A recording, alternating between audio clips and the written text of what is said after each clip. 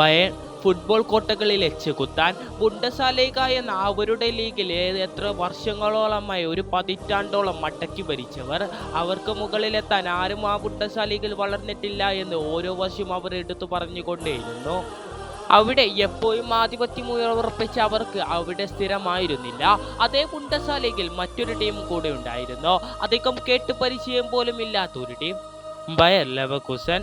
അതേ ഡോട്ട്മുണ്ടും ബയേണുമെല്ലാം കിരീടങ്ങൾ നേടി അവരുടെ തട്ടകത്തിൽ രാജാക്കന്മാരെ പോലെ ബുണ്ടസ്ലീഗ ഭരിക്കുന്ന കാലത്ത് ആ ടീമിനൊന്നും ഒന്നും നേടാൻ കഴിയില്ല എന്നത് യാഥാർത്ഥ്യമായിരുന്നു.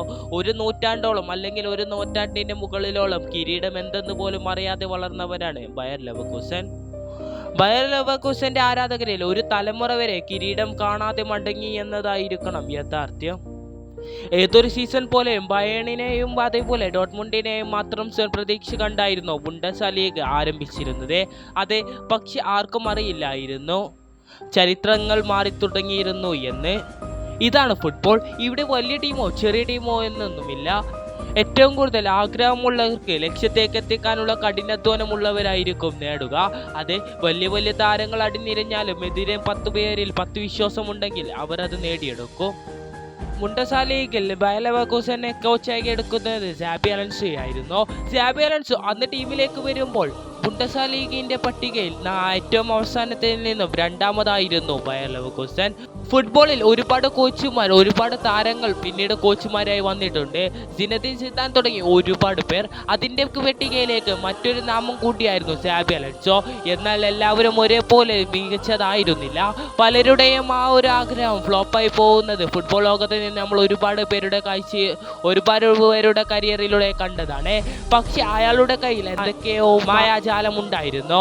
ആദ്യം നെറ്റിച്ചൊളിച്ചവരെ കൊണ്ട് തന്നെ അയാൾ കൈയടിപ്പിച്ചു.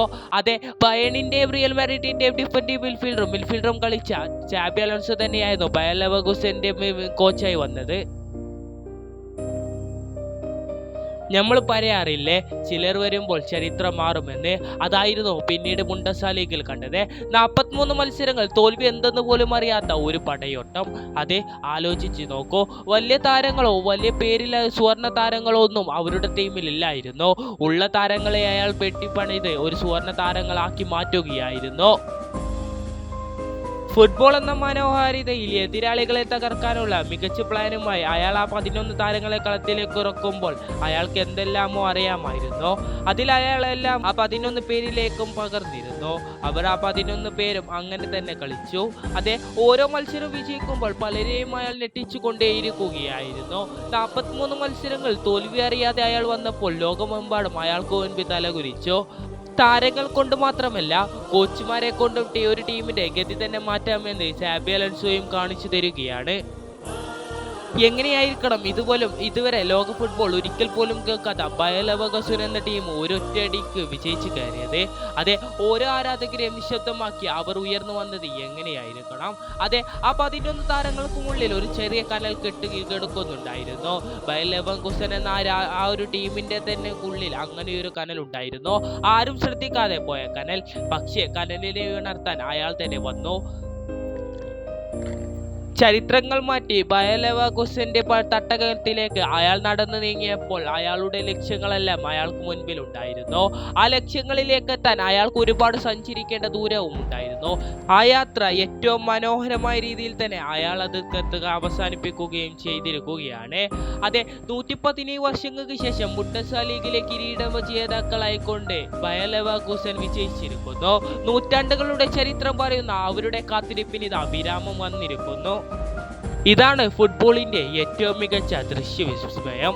അതെ, 100 വർഷങ്ങളോളം കിരീടം കിട്ടാതിരുന്നിട്ടോ പ്രതീക്ഷ കൈവിടാത്ത ഒരു കൂട്ടം ജനതയുടെ കഥയാണിത്.